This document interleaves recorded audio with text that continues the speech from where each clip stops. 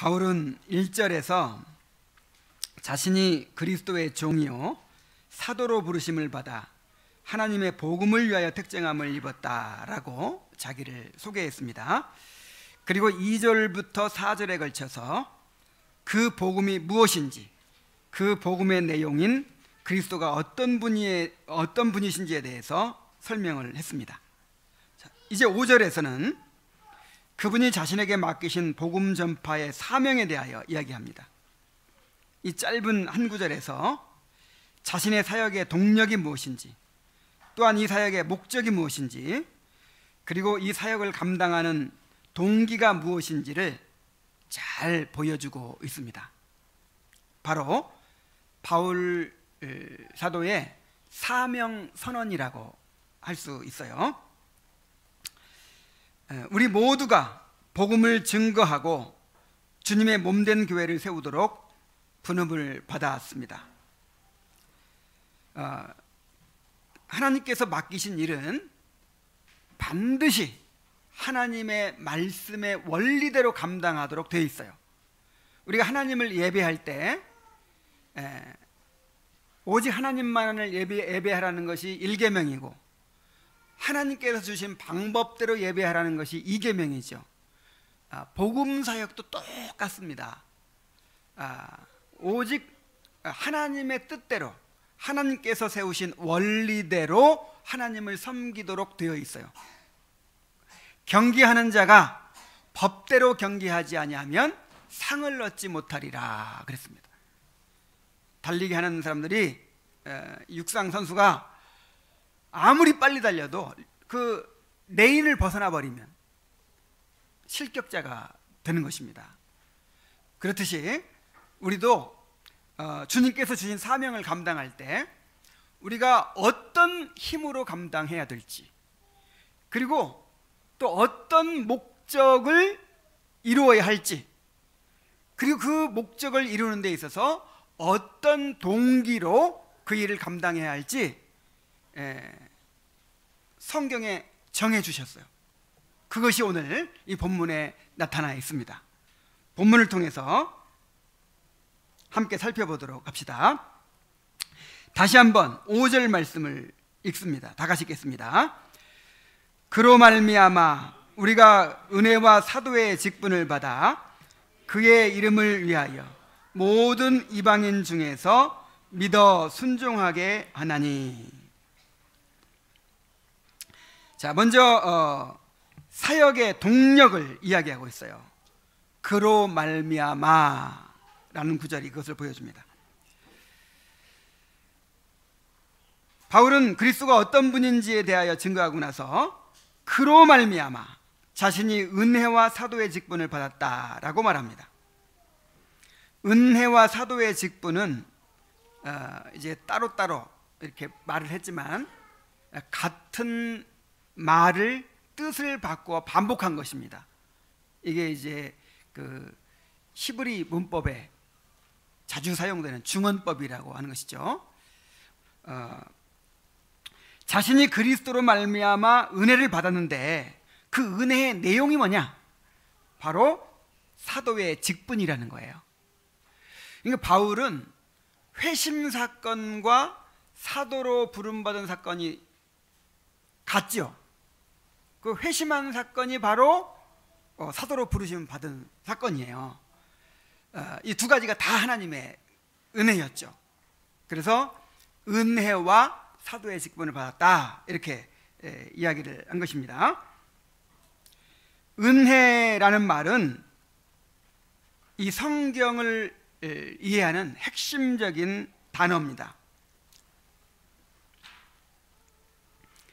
이 단어가 신약 성경에만 155번이 나오는데 바울 서신에서 100번이 사용되고 있어요.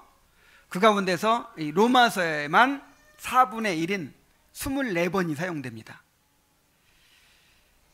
그래서 이 은혜라는 말을 우리가 잘 이해해야 성경 전체를 이해할 수 있고 또 이 로마서를 우리가 잘 이해할 수 있습니다. 자, 은혜가 무엇입니까? 은혜는 크게 두 가지 뜻을 내포하고 있어요. 자, 먼저는 자격 없는 자에게 값없이 베풀어 주시는 하나님의 선물을 은혜라고 합니다. 그래서 은사라는 말로도 표현하죠. 은사라는 말이 하나님의 은혜로 주시는 선물이라는 뜻이에요. 하나님께서 우리에게 허락하시는 모든 것이 다 은혜죠. 그리고 그 은혜 중에 은혜는 무엇입니까? 구원이 은혜죠. 자, 그리고 은혜라는 말에 또 한 가지 의미가 들어있는데, 그것이 뭐냐면 우리 힘으로 할 수 없는 것들을 성령의 능력을 통해서 이루어 주시는 것을 은혜라고 해요. 그러니까 능력이에요. 능력. 은혜는 값없이 베풀어 주시는 것이면서 동시에 하나님의 능력이에요. 성령을 통해 베풀어주는 능력. 그래서 구원받았다 그럴 때 구원이 은혜죠. 구원이 은혜라는 말은 두 가지 의미가 있는 거예요. 하나는 값없이 주셨다는 의미가 있고, 또 하나는 우리를 변화시키는 능력이라는 거예요. 능력받은 것입니다. 그래서 우리 힘으로 할 수 없었던 일이 막 이루어져요. 회개하게 되고 그리스도를 믿게 되고, 그 다음에 하나님을 즐거워하게 되고, 죄와 싸워서 이기게 되고, 그 다음에 형제를 사랑하게 되고, 천국을 사모하게 되고, 이런 거는 우리한테서 나오는 게 아니에요. 이게 구원의 은혜입니다. 로마서 5장 21절을 찾아보겠습니다. 함께 읽어보겠어요. 이는 죄가 사망 안에서 왕노릇한 것 같이 은혜도 또한 의로 말미암아 왕노릇하여 우리 주 예수 그리스도로 말미암아 영생에 이르게 하려 함이라. 자, 죄와 은혜를 이렇게 대조시켜 놨죠. 여러분, 죄가 능력이죠. 우리 안에서 역사하는 어떤 세력이죠. 죄가 우리를 막 사로잡잖아요. 여러분, 죄를 이기기가 쉬워요, 어려워요? 어렵죠. 우리는 스스로 죄를 이길 수 없을 만큼 죄가 엄청난 능력을 가지고 있어요. 그런데 죄를 이기는 것이 은혜예요. 죄가 우리에게 왕노릇했었어요. 구원받기 전에는 죄가 우리를 지배했어요. 그런데 구원의 은혜를 받고 나니까 이제는 뭐가 지배해요? 은혜가 나에게 왕노릇을 해요. 은혜가 내 안에서 왕노릇을 하고 나를 지배해가지고 나를 막 하나님 앞으로 이끌어가는 거예요. 회개하게 만들고, 죄를 버리게 만들고, 하나님을 예배하게 만들고, 하나님께로 가까이 막 나를 이끌어가는 거예요. 그래서 은혜가 능력이라는 사실 여러분 기억하시기 바랍니다. 그래서 어제 그 찰로 역정에서 나왔었죠. 하나님께서 아무 조건 없이, 행위와 관계없이 값없이 구원해 주신다고 하니까, 그러면 마음대로 살 거 아니냐고 이렇게 이제 질문을 하는데, 뭘 몰라서 그랬어요? 은혜가 능력인 것을 몰라서 그래요. 그래서 은혜 받은 사람은 그냥 옛날처럼 그대로 살 수가 있을까요, 없을까요? 없어요. 은혜가 왕노릇하는데, 은혜가 지배하는데 어떻게 옛날처럼 살 수가 있겠습니까? 우리 안에서 역사하시는 성령의 능력, 이거를 뭐라고 해요? 은혜라고 하는 것입니다. 그러므로 은혜와 사도의 직분을 받았다라는 말이 무슨 말이겠어요? 사도의 직분 자체가 값없이 주시는 선물일 뿐만 아니라 그 직분을 감당할 수 있는 능력을 받았다는 것이죠. 그 직분을 은혜로 감당해 갈 수 있도록 하셨다 하는 것입니다. 이 두 가지를 한번 살펴보도록 합시다. 먼저 바울이 받은 사도의 직분은 그로 말미암아 주어진 은혜였습니다. 은혜의 선물이었다는 거죠. 사실 인간적인 관점에서 보면 사도의 직분은 결코 흠모할 만한 것이 아니에요. 지금이니까 야, 바울이 특권을 받았구나, 정말 바울이 영광스럽겠구나 하지, 당시에 그 사람들의 그 생활하는 모습을 봤으면 아마 아무도 사도 하려고 하지 않았을 거예요. 사도의 직분은 재물이나 명예나 권세를 얻는 일에는 전혀 상관이 없고 오히려 엄청난 고난과 핍박을 당하는 일이요 수치와 멸시가 따르는 일이었습니다. 우리 고린도전서 4장 9절로 13절을 한번 찾아봅시다. 고린도전서 4장 9절로 13절입니다.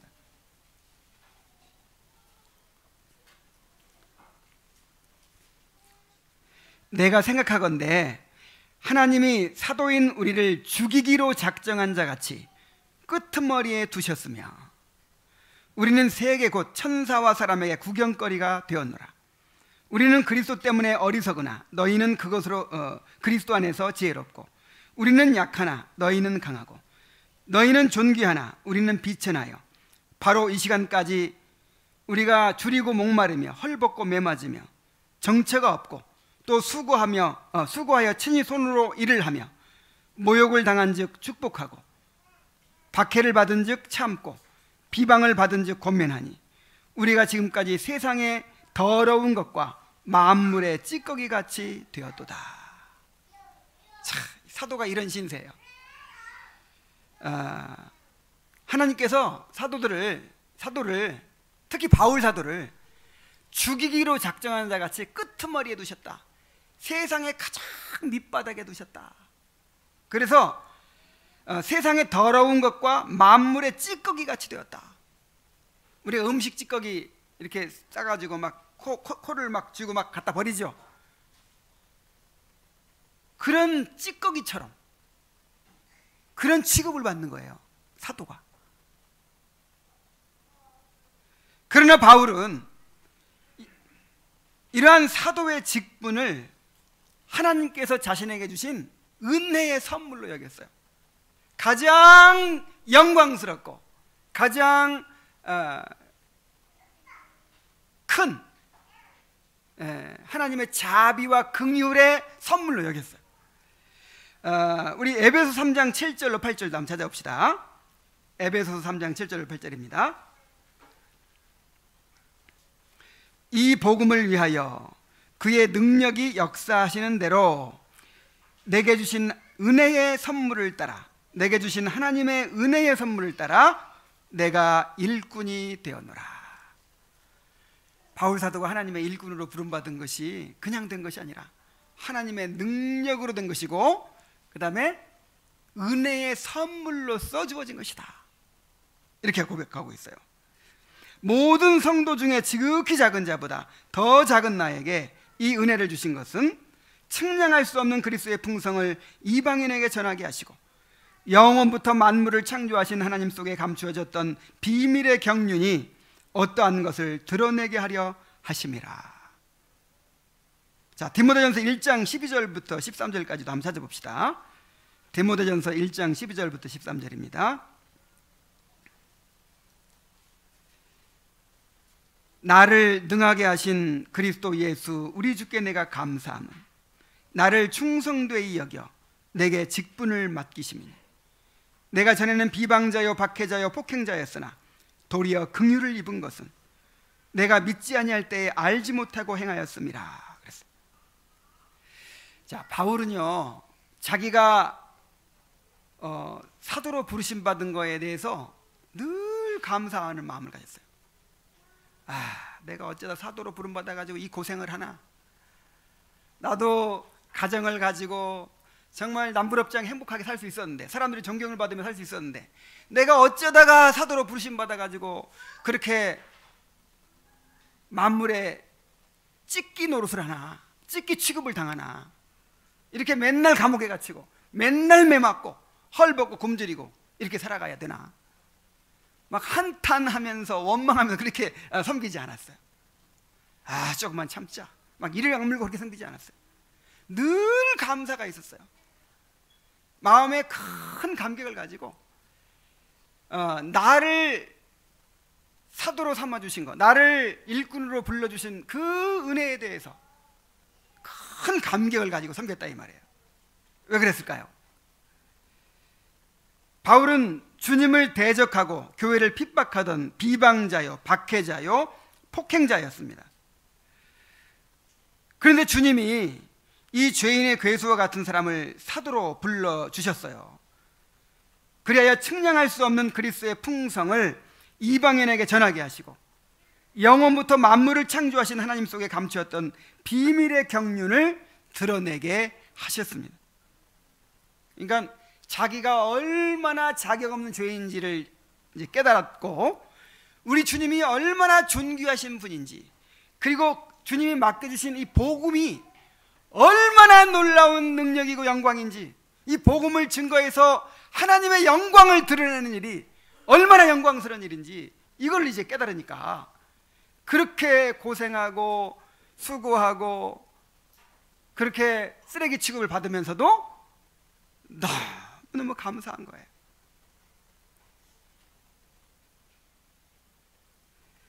주님은 우리에게도 이러한 은혜를 베풀어 주셨습니다. 우리도 바울 사도처럼 복음을 증거하고 하나님의 그리스도의 몸된 교회를 세우는 그런 사명을 맡겨 주셨어요.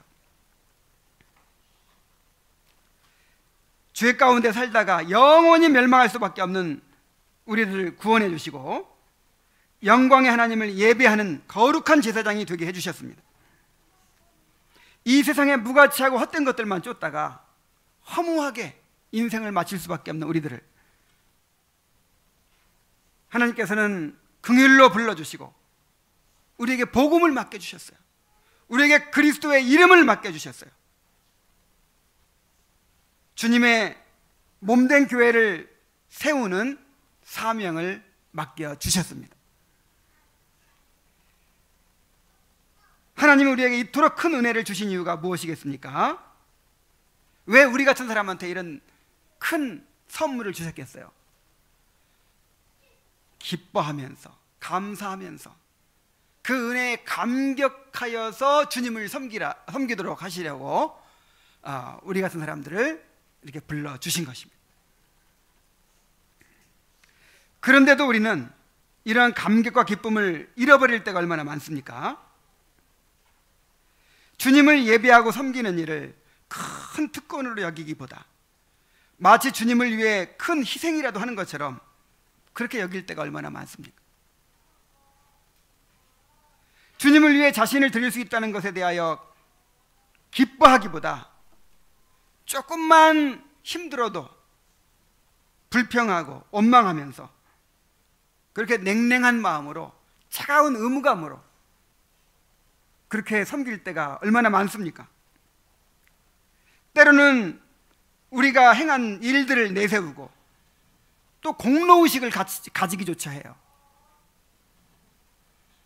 이것이 얼마나 배은망덕한 일입니까? 이것은 우리가 주님의 은혜를 잊어버리고 있기 때문이에요. 우리 자신이 얼마나 더러운 죄인인지, 얼마나 자격 없는 죄인인지, 우리의 부패한 우리 자신의 죄의 모습을 우리가 바라보지 못하고 있기 때문입니다. 또한 우리가 섬기는 주님이 얼마나 거룩하시고 존귀한 분이신지를 바라보지 못하기 때문입니다. 여러분, 바울 사도처럼 이러한 감격을 가지고 주님을 섬기고 있습니까? 지금 예배를 드리는데 하나님께서 나를 거룩한 제사장으로, 하나님을 예배하는 제사장으로 불러주셨다는 사실에 대하여 감격을 가지고 그렇게 예배를 드리고 있습니까? 만일 그런 마음을 잃어버리고 있다면 회개해야 합니다. 처음 사랑을 회복해야 합니다. 그리하여 기쁨과 감격을 가지고 주님을 예배하고 섬기게 되어야 합니다. 여러분 기억하십시오.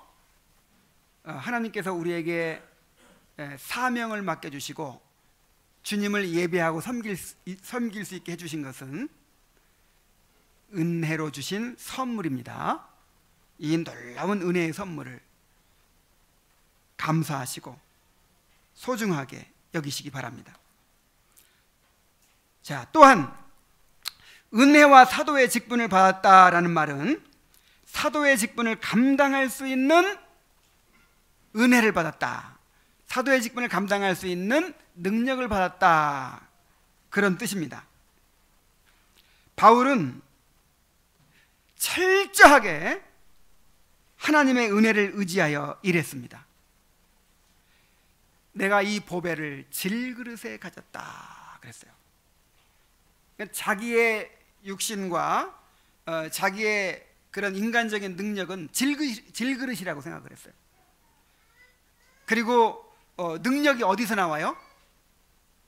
이는 능력의 힘이 큰 것이 하나님께 있고 우리에게 있지 아니함이라 그랬어요.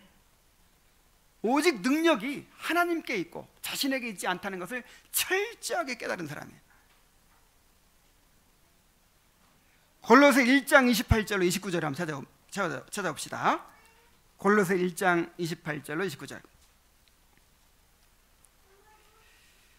함께 읽어봅시다.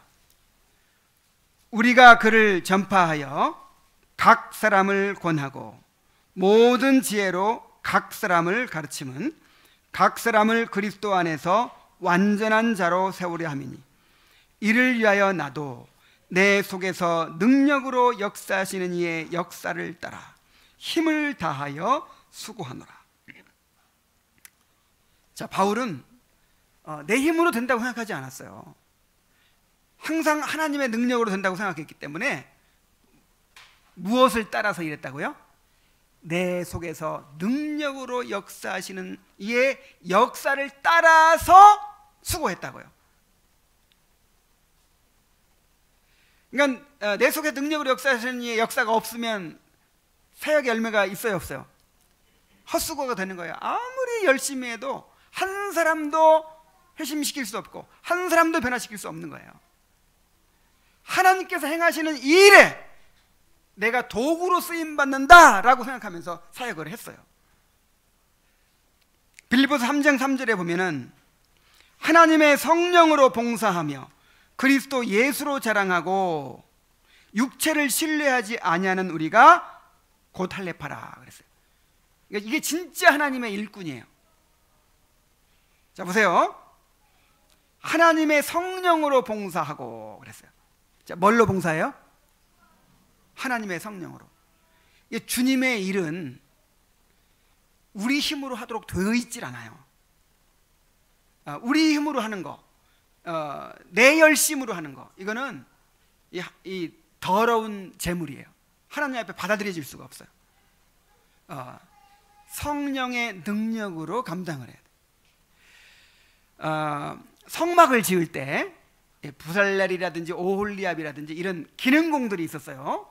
이렇게 막 조각도 하고 그 다음에 뭔가 이렇게 그릇을 만들고 하는 그런 기능공들이 있었는데 그 사람들도 하나님의 신을 충만하게 하여 그 일을 감당하게 했다 그랬어요. 그러니까 우리가 꼭 무슨 영적인 일을 할 때만 성령으로 하는 게 아니에요. 여러분 주방에서 식사 준비를 할 때도 은혜로 하시기 바랍니다. 정말 주님의 은혜로 그 일을 감당해요. 무슨 일을 하든지 말로 섬기는 일이든지 손으로 섬기는 일이든지 말할 때는 하나님이 하시는 말씀처럼 하고 또 손으로 섬길 때는 하나님이 주신 힘으로 섬기는 것처럼 그렇게 하라고 그랬어요. 그래서 우리는 무엇으로 봉사하는 사람들이 되어야 됩니까? 성령으로 봉사하는 사람. 그리고 성령으로 봉사하니까 우리가 자랑할 것이 있어요, 없어요? 없죠. 그래서 그리스도 예수로 자랑하는 사람이 돼야 돼요.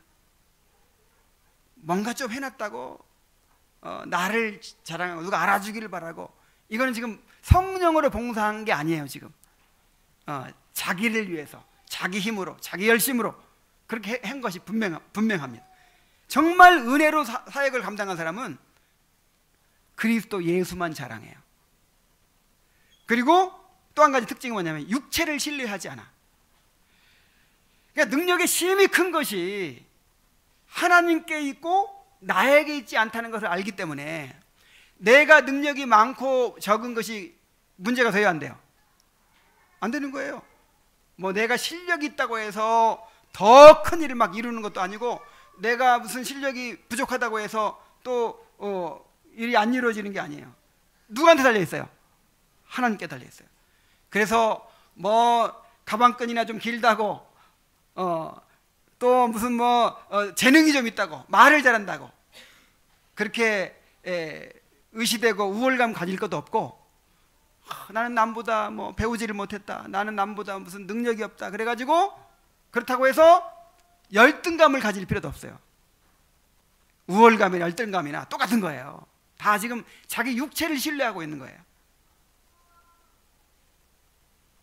성령으로 봉사하고 또 그리스도 예수로 자랑하고 자기 육체를 신뢰하지 않는 사람, 이런 사람이 바로 하나님의 일꾼의 모습입니다.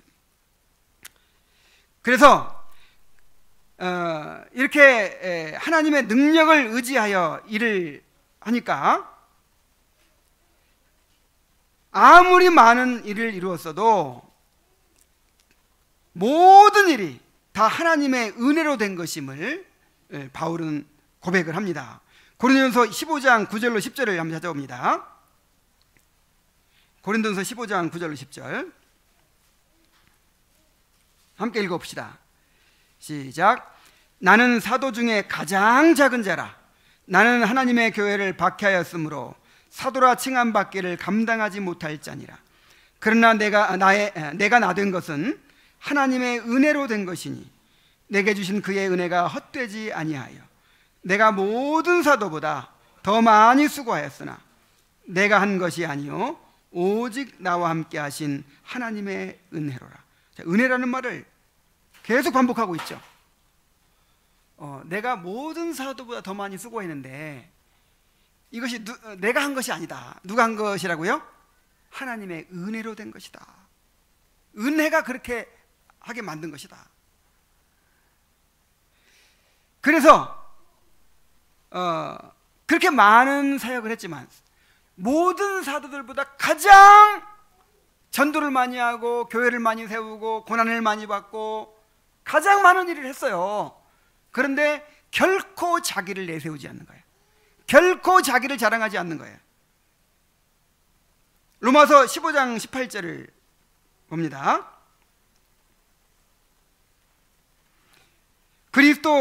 그리스도께서 이방인들을 순종하게 하기 위하여 나를 통하여 역사하신 것 외에는, 자, 나를 통하여 역사하신 것, 요게 은혜예요. 은혜.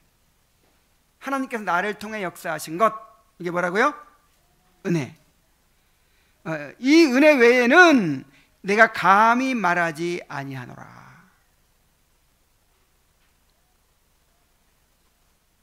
또 고린도후서 3장 5절에 보면은, 고린도후서 3장 5절입니다. 우리가 무슨 일이든지 우리에게서 난 것 같이 생각하여 스스로 만족할 것이 아니니 우리의 만족은 오직 하나님께로서 났느니라. 그러니까 우리에게 이루어지는 어떤 선한 일도 다 누구에게서 났다고요? 하나님께로부터 났다고요. 뭐 내가 뭘 잘해갖고 된 것이 아니에요. 우리 아이들이 참 착하게 잘 자랐어요. 내가 교육을 잘 시켜서, 내가 본을 잘 보여서 이렇게 됐나요? 물론 이제 하나님께서 그를 사용하기도 하셨겠지만은 하나님이 다 은혜를 주신 거예요. 내가 가지는 어떤 것이라도, 뭐 어떤 선한 것이라도 나에게서 나온 것은 아무것도 없어요. 나에게서는 죄밖에 나올 것이 없어요. 다 하나님의 은혜예요. 하나님의 은혜. 자, 한 구절 더 봅시다. 고린도후서 12장 6절.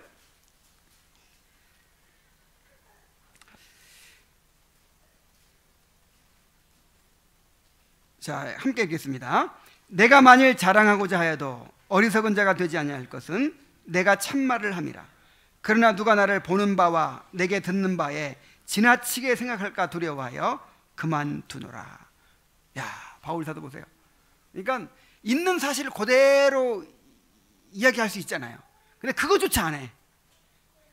나는 자랑으로 하지 않더라도 나는 그냥 있는 사실을 그대로 얘기했는데 보는 사람이 이야, 이 사람 훌륭한 사람이네, 이 사람 정말 대단한 사람이네, 이렇게 할까봐 있는 사실조차 감춰요. 예를 들자면 바울 사도가 셋째 하늘까지 올라갔다 온 경험이 있어요.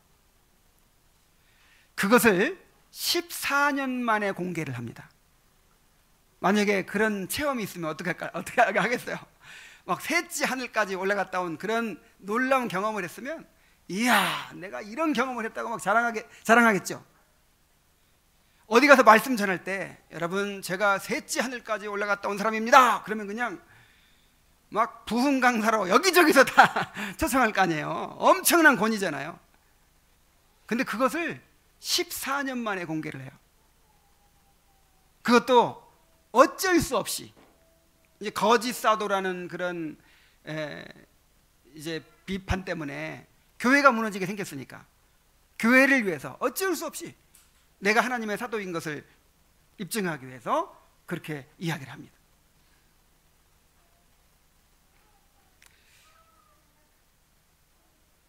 철저하게 하나님의 은혜로 사역을 감당하기 때문에 모든 이루어진 일들이 다 내가 한 것이 아니고 하나님이 하셨다라고 그렇게 고백할 수밖에 없고, 그러다 보니까 자기를 감출 수밖에 없어요. 오직 그리스도 예수만을 드러낼 수밖에 없어요. 이것이 바로 하나님의 일꾼의 모습입니다. 우리도 이렇게 모든 일을 은혜로 감당하는 사람들이 되어야 합니다. 우리는 전적으로 부패하였기 때문에 또한 하나님을 섬기는 일에 전적으로 무능한 사람들이에요. 우리 안에서는 어떠한 선한 열매도 나올 수가 없습니다.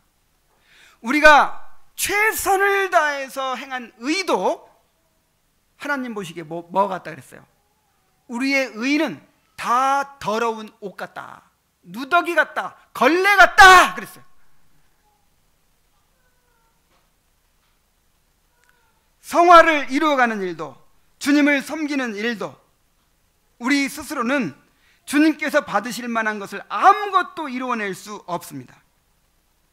그러므로 우리가 모든 일에 주님의 은혜를 받아서 그 은혜로 감당을 해야 합니다. 그래서 우리가 뭘 깨달아야 되냐면 밖으로부터 와야 된다, 이걸 항상 기억해야 돼요. 자, 어디로부터? 밖으로부터. 우리 안에서 뭔가를 만들어내려고 하는 거, 요게 이제 인본주의죠. 항상 밖으로부터 와야 한다. 그 밖에서 누구로부터 와야 돼요? 주님으로부터 와야 돼요. 우리 주님 안에 모든 은혜가 다 있어요. 그래서 주님께로부터 그로 말미암아 와야 돼요. 여러분, 내가 죄를 이길 힘이 부족하구나, 내가 더 결심을 하고 내가 더 굳은 마음 먹고 이겨내야지, 그래가 돼야 안 돼요. 은혜가 필요하구나, 주님을 의지하세요. 은혜의 수단으로 가까이 나오세요. 내가 사랑이 부족하구나, 더 열심히 사랑해야지, 그래가지고 됩니까? 인간적인 사랑밖에 안 돼요. 내게 은혜가 필요하구나, 나를 긍휼히 여겨 주옵소서 하고 은혜의 보좌 앞으로 나와야 돼요.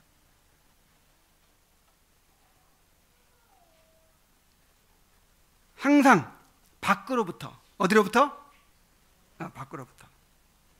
주님의 은혜를 내가 필요로 하는 사람이다, 늘 주님의 은혜를 받아야만 된다라고 하는 사실을 한시도 잊지 않는 그런 성도들이 되기를 바랍니다. 그래서 은혜를 사모하고 은혜를 갈망하고 은혜의 보좌 앞으로 나아오는 성도들이 될 수 있기를 바랍니다. 자, 이렇게 하면 이제 나를 통해서 아무리 많은 일들이 이루어졌더라도 나를 자랑할 수 있을까요, 없을까요? 자랑할 수가 없죠. 오직 그리스도만 드러내는 그런 사람들이 되겠죠. 자, 이렇게 우리가 받은 직분을 은혜의 선물로 인식을 하고 또 주님의 은혜로 감당하는 그런 성도들이 되길 바랍니다. 자, 바울은 사도의 직분 자체가 은혜이고 또 은혜로 이 사역을 감당한다고 했습니다. 자, 이제 이 사역의 목적에 대하여 이야기합니다. 자, 그렇다면 우리가 이루어야 할 그 사역의 목적이 무엇일까요? 무엇을 우리가 이루어야 될까요?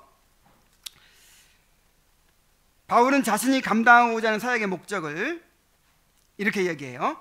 모든 이방인 중에서 믿어 순종하게 하나니 그랬어요. 자, 모든 이방인 중에서 믿어 순종하게 하는 것이 바울의 목적이에요. 그는 이러한 목적을 이 서신의 말미에서 다시 한번 강조합니다. 로마서 16장 26절 한번 보세요. 로마서 16장 26절 함께 읽겠습니다. 시작. 이제는 나타내신 바 되었으니 영원하신 하나님의 명을 따라 선지자들의 글로 말미암아 모든 민족이 믿어 순종하게 하시려고 알게 하신 바 그 신비한 계시를 따라 된 것이니.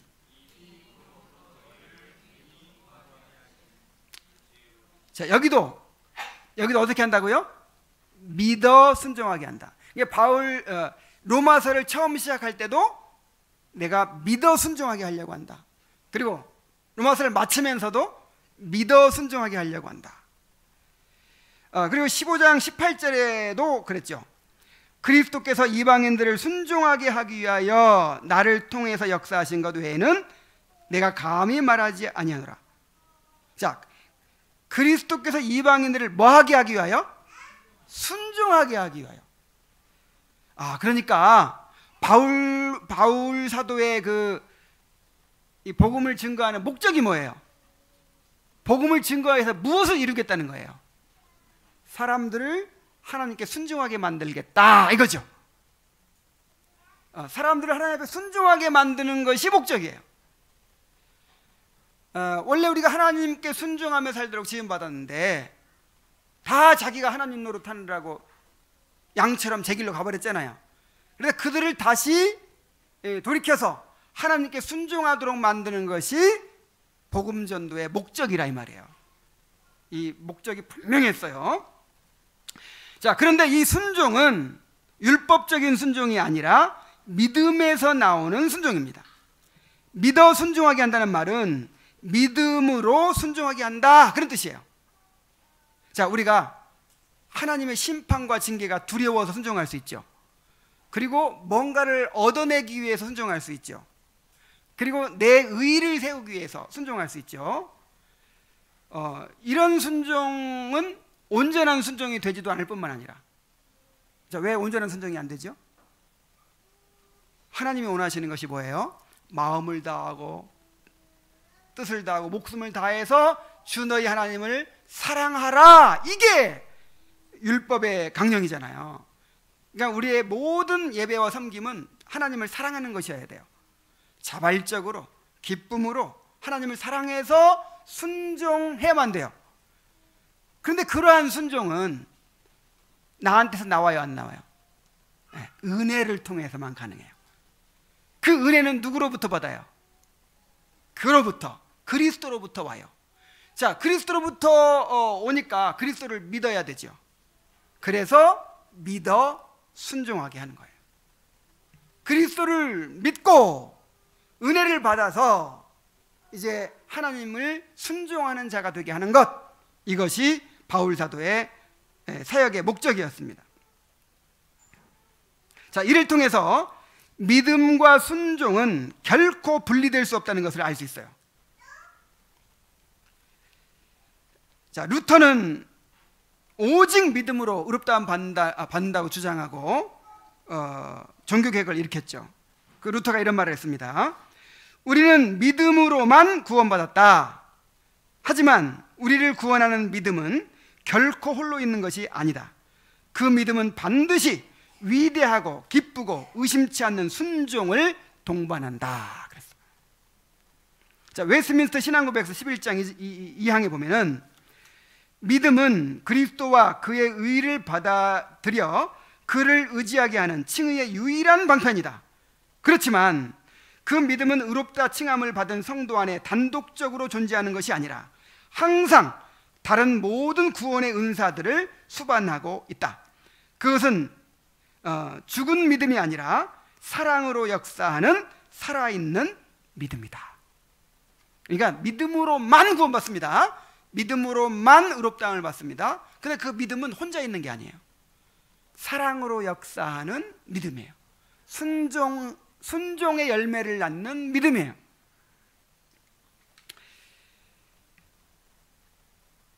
이 믿음이라고 하는 것은 이 주관적인 신념이 아닙니다.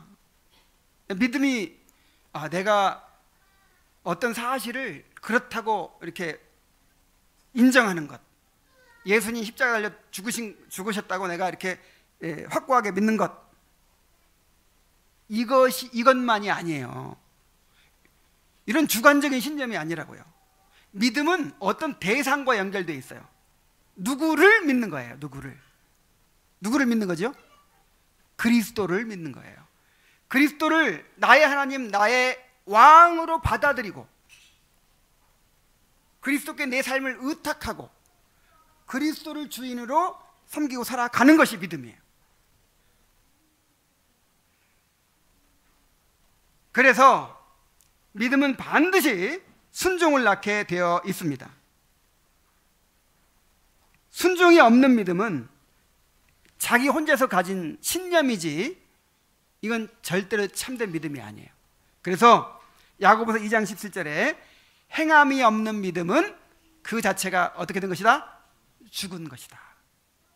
정말 살아있는 믿음은 순종하게 되어 있습니다. 자, 그렇다고 이 말을 또 오해해서는 안 돼요. 이 말은 결코 믿음과 순종이 있어야만 구원받는다, 그런 말은 아니에요.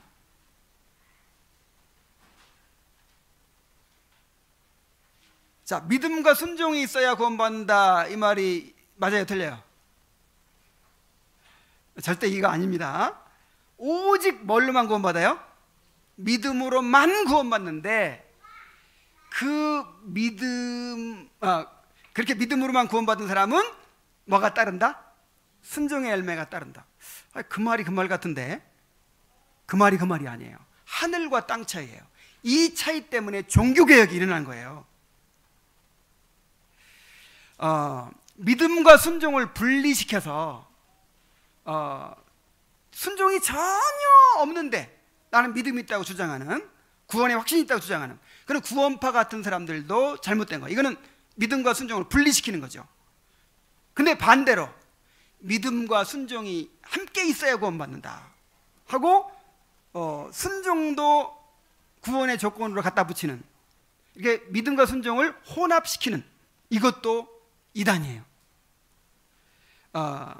정확한 믿음 정리는 무엇입니까? 믿음과 순종은 구별되지만 분리되지 않아요. 오직 믿음으로 구원받지만 그 믿음은 반드시 순종의 열매를 낳게 됩니다.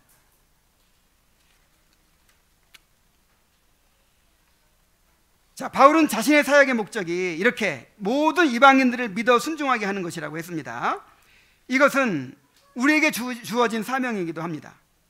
우리도 사람들에게 복음을 전하여 믿어 순종하게 하는 일에 헌신해야 돼요. 여러분, 우리의 사역의 목적이 뭐라고요? 믿어 순종하게 하는 것. 우리가 자녀들을 양육할 때 무엇을 목적으로 양육해야 돼요? 믿어 순종하게 해야 되겠죠. 제가 여러분들 목회할 때 어떤 목적으로 목회를 해야 될까요? 우리 성도들이 다 믿음으로 순종하는 사람들이 되도록 해야 되는 것입니다. 이 일은 교회를 통해 이루어집니다. 우리 마태복음 28장 19절을 한번 찾아보겠습니다. 마태복음 28장 19절입니다. 함께 읽겠어요. 자, 시작.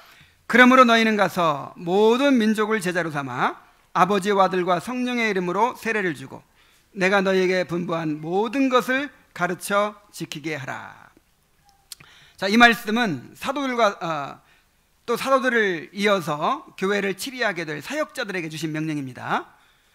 이 선교단체에서 이 말씀을 모든 사람들에게 주었다 막 이렇게 해가지고 이 말씀을 우리가 막 개인들이 다 적용해야 된다고 하는데, 처음에 이 말씀을 누구한테 주신 거예요? 사도들한테. 그리고 사도들을 이어서 교회를 치리하는 사역자들한테 주신 명령이에요.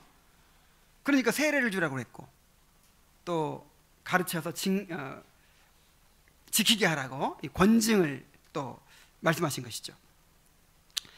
교회를 세워서 말씀을 선포하고 성례를 시행하고 그 말씀에 순종하도록 치리하라는 것입니다. 그러니까 믿어 순종하게 하는 것과 가르쳐 지키게 하는 것은 서로 병행을 이루어요. 자, 믿어 순종하게 하는 것은 무엇을 통해 이루어집니까? 가르쳐 지키게 하는 일을 통해서 이루어져요. 우리 교회가 이렇게 가르쳐 지키게 하는 교회가 되어야 합니다. 그래야 모든 사람들을 믿음으로 순종하게 하는 교회가 되어야 합니다. 자, 오늘날에는 교회가 기업처럼 운영되고 교인들이 고객처럼 교회에 출석하고 있어요. 교인들이 교회의 치리를 받아서 신앙생활을 하는 것이 아니고 자기의 신앙생활을 위해서 교회의 서비스를 받는다, 이런 마음으로 교회를 다녀요. 그래서 내 마음에 드는 교회를 이곳저곳 쇼핑하고 돌아다닙니다. 이러한 시대에 사람들의 요구에 맞추지 않고 하나님 중심, 말씀 중심, 교회 중심의 삶을 추구하는 개혁교회가 세워진다고 하는 것은 정말 어려운 일로 느껴집니다. 다 사람들에게 맞추어주고 사람들을 세워주고 그렇게 고객 확보에 막 열을 올리고 있는데, 그렇게 이 사람들에게 순종을 요구하고 자 그렇게 치리를 하고 이래가지고 사람들이 오겠어요? 그래서 정말 이 개혁교회가 세워지는 일은 정말 어려운 일이다, 이런 이제 생각을 하게 됩니다. 그래서 제가 그런 마음을 품으면서 이렇게 말씀을 준비하고 있는데, 이 권영록 목사님이 페이스북에 올린 글이 아주 공감이 되는 글을 올렸어요. 그래서 제가 한번 읽어드리겠습니다. 개혁교회가 세워지는 것은 신비한 일이다. 복음만을 전하고 신자의 삶을 개인의 영역으로 방치하는 교회가 아니기 때문이다. 복음으로 회심한 자들이 모여 교회를 이룰 때 신자가 교회의 지체로서 교회의 치리를 받고 도덕법에 따라 훈육을 받아 자신의 삶을 고치는 자리까지 가도록 돕는 교회가 개혁교회이다. 말만 하는 게 아니라 모든 영역에서 배운 대로 살아가도록 돕는 교회가 개혁교회다. 복음만을 전하는 단체와 다르고 죄인을 편하게 두는 교회와 다르다. 그래서 죄인들에게 어려운 교회가 개혁교회다. 개혁교회가 세워지는 것은 신비한 일이다, 이렇게 쓰셨더라고요. 정말 이렇게 내 마음과 공감이 돼가지고 많은 생각을 했습니다. 그래서 정말 이거는 하나님의 은혜가 아니고서는 불가능한 일이에요. 정말 이 교회가 세워지는 일은 신비한 일이에요. 하나님께서 하시는 일입니다. 그래서 정말 어렵게 보이지만 우리는 이 교회를 주님이 다스리시는 교회로 만들어야 돼요. 주님의 다스리심을 이 교회 안에서 가시적으로 드러내는 교회를 만들어야 돼요. 그래서 우리 교회 이름이 주님의 교회죠.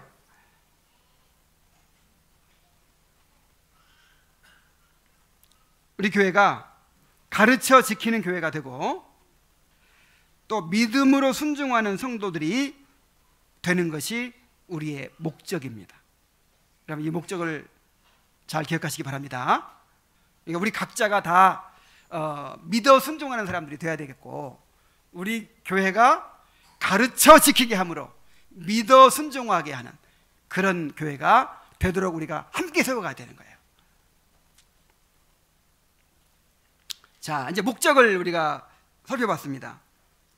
자, 그렇다면 바울이 이렇게 은혜를 힘입어서 모든 이방인을 믿어 순종하게 하는 목적을 이루고자 하는 그 동기가 무엇입니까? 자, 무엇 때문에 그렇게 이 목적을 이루려고 하는 것이죠? 그는 사역의 동기를 이렇게 말합니다. 그의 이름을 위하여. 자, 무엇을 위하여? 그의 이름을 위하여. 성경에서 하나님의 이름은 그의 인격을 대표하고 그의 영광을 나타냅니다. 그러므로 그의 이름을 위하여는 그의 영광을 위하여 라는 뜻으로 이해할 수 있어요. 바울의 마음을 그토록 사로잡았던 것은 바로 그리스도의 영광을 위한 열정이었습니다. 바울의 간절한 소원은 그리스도가 온 세상에 높임 받으시고 찬양 받으시고 영광을 받으시게 되는 것이었습니다.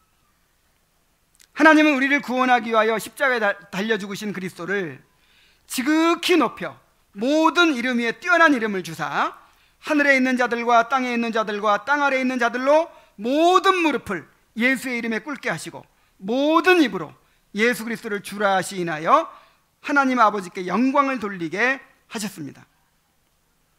하나님께서 그렇게 하시겠다는 거예요. 모든 무릎을 그 앞에 꿇게 만들고 모든 입으로 예수를 주라 시인하여 하나님께 영광을 돌리도록 이렇게 하셨다는 거예요. 그러니까 우리의 사역의 동기도 무엇이 돼야 되겠습니까? 복음을 전하여 모든 무릎을 예수의 이름에 꿇게 하고 모든 입으로 그리스도를 주라 시인하게 하는 이 일을 통해서 이제 주님 하나님의 영광을 돌려야 되겠죠.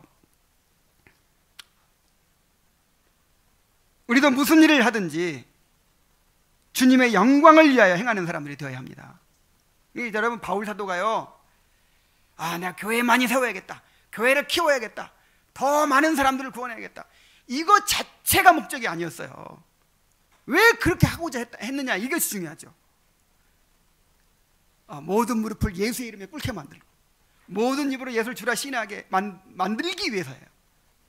그 이름의 영광을 위해서예요.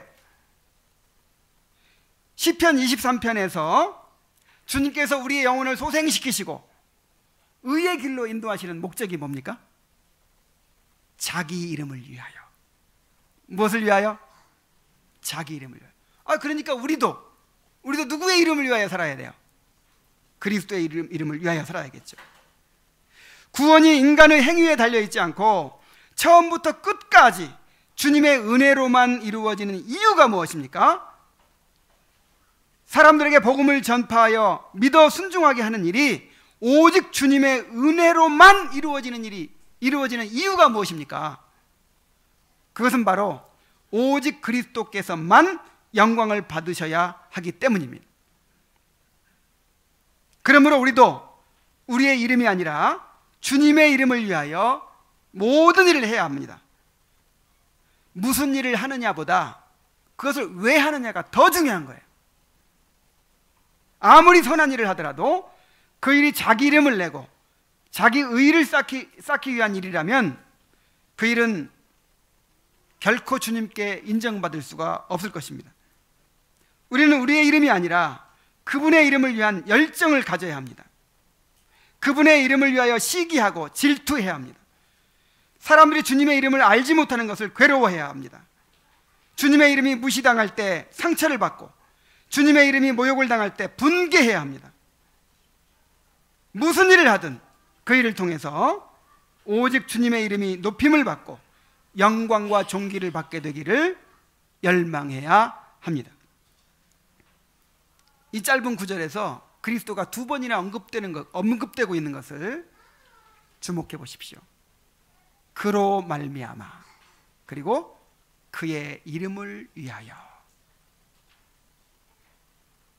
이 사역의 원인도 그리스도요, 결과도 그리스도라는 것입니다.